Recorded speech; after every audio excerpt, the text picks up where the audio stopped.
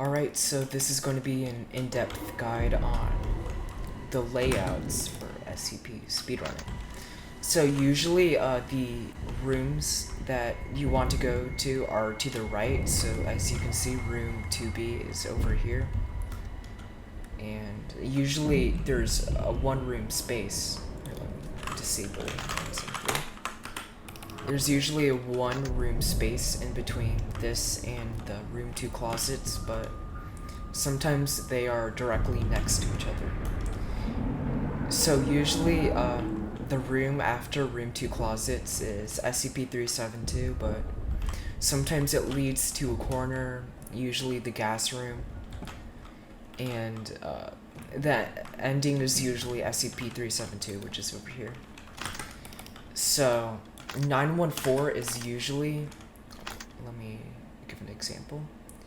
914 is usually to the left of all these rooms, like 914 usually could be here, but sometimes it spawns on the right too.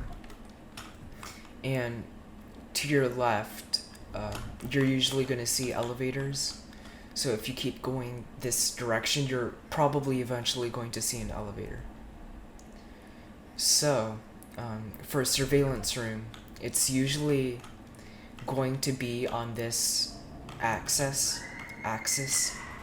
Oh, like what I'm walking forward and backwards on, usually over here. Sometimes it can have weird spawn locations, but that happens less often than not.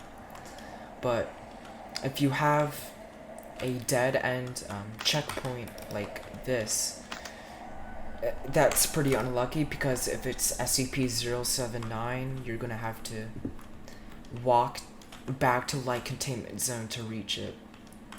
But in this seed, 2S, 4, and 2Z, that's not the case. It's actually very lucky, since SCP-008 is over here, which means you can contain it like right in the beginning of the game. So sometimes these rooms just turn your view. You'll know that they turned your view once you see on the SNAP that you turn the opposite direction or you hear a noise. So for special rooms like SCP-079, they'll usually be on dead ends like this one over here.